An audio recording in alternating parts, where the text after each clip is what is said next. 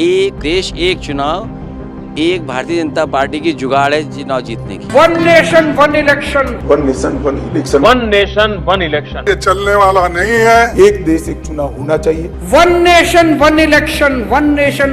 अरे हमको क्या मिलेगा वन इलेक्शन की, 10 इलेक्शन की, 12 इलेक्शन। ये लोग एक देश एक संविधान एक चुनाव की बात करते हैं। जो लोग 8 विधानसभाएं भी एक साथ नहीं करा पाते हो, मौसम देख के तारीखें बदलते हो, वो लोग बात करते हैं एक देश एक चुनाव की।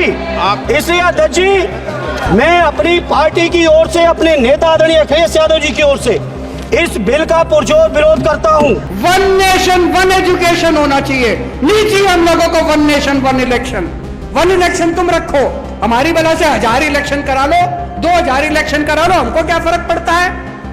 One nation one education, one nation one इलाज।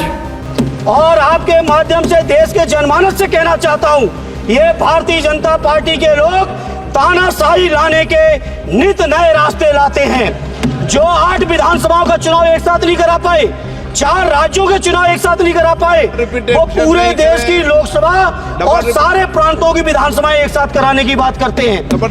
नमस्कार दोस्तों, आज हम एक बेहद महत्वपूर्ण और ऐतिहासिक विषय पर चर्चा करने जा रहे हैं। केंद्र सरकार लोकसभा में एक राष्ट्र एक चुनाव मतलब वन नेशन वन इलेक्शन विधेयक पेश करने जा रही है।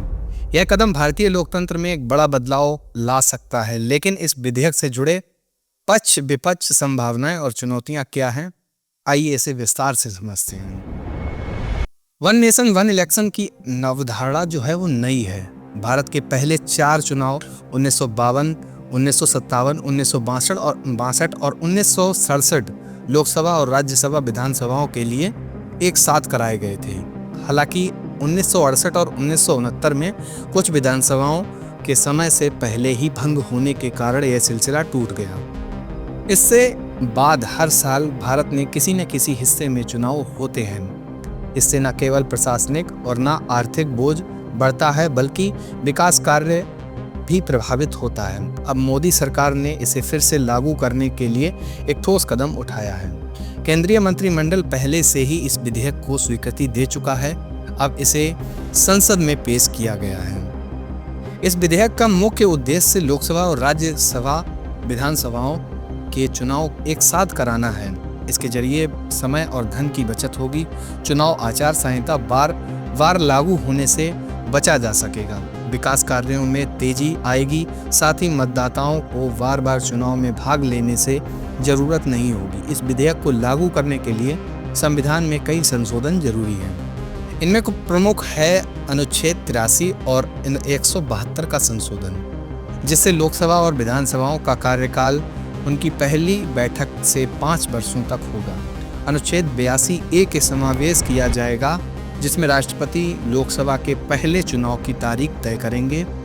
इसके साथ ही निर्वाचन क्षेत्रों के नए परासीमन और चुनाव आयोग की अतिरिक्त अधिकार देने का प्रस्ताव शामिल है। सरकार का कहना है कि बार चुनाव कराने से देश पर आर्थिक बोझ पड़ता है, प्रशासनिक कामकाज प्रभावित होता है और विकास कार्यों में रुकावट आती है। एक साथ चुनाव से इन सभी समस्याओं का समाधान हो सकता है। इस विधेयक के कई फायदे हैं। समय और धन की बचत होगी, क्योंकि चुनाव पर खर्च होने वाली भारी धनराशि को नियंत्रित किया जा सकेगा। बार चुनाव कराने से प्रशासनिक सुरक्षा और संसाधनों पर दबाव कम होगा। साथ ही चुनावों के दौरान आचार संहिता लागू होने से विकास कार्यों में बाधा आ जाती है, वह समाप्त हो जाएगी। हालांकि इस विधेयक को लेकर कई चुनौतियां भी हैं। सबसे बड़ी चुनौतियां संवैधानिक संशोधन की हैं।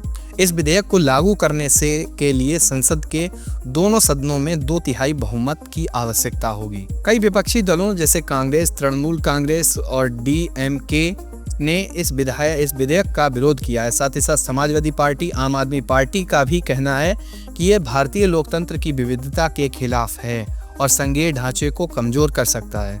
उनके अनुसार भारत जैसे विशाल और विविधता पूर्वक देश में एक साथ चुनाव कराना व्यवहारिक नहीं है। पूर्व राष्ट्रपति रामनाथ कोविंद की अध्यक्षता में गठित उच्च स्तरीय समिति ने इस देश के कुछ सिफारिशों की। इनमें 2 चरणों में चुनाव कराने की, एक ही मतदाता सूची का उपयोग करने से पहले लोकसभा व विधानसभा के चुनाव को एक साथ कराने की सिफारिशें शामिल हैं। इस विधेयक को पास करने के लिए सदन में दोनों सदनों में उपस्थित और मतदान करने वाले सदस्यों में से 2/3 बहुमत जरूरी है।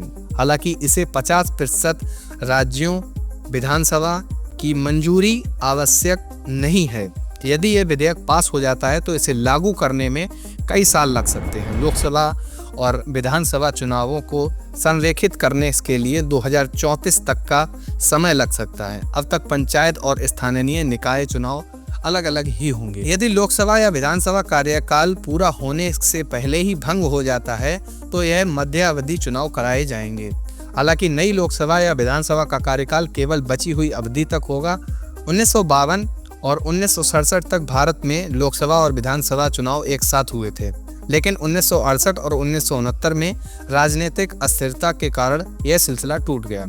एक राष्ट्र एक चुनाव मतलब वन नेशन वन इलेक्शन विधेयक भारतीय लोकतंत्र में एक बड़ा बदलाव ला सकता है। इसके समर्थकों का मानना है कि यह समय, पैसा और संसाधनों की बचत करेगा।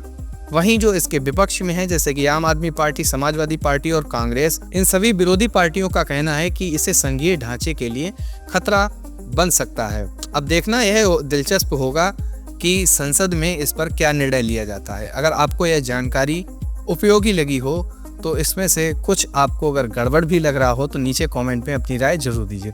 हालांकि आपको बता दें कि इसमें बहुत सारी चीज़ें हैं वो अच्छी भी साबित हो सकती हैं, लेकिन बहुत सारी चीज़ें ऐसी भी हैं जो गलत साबित हो सकती हैं।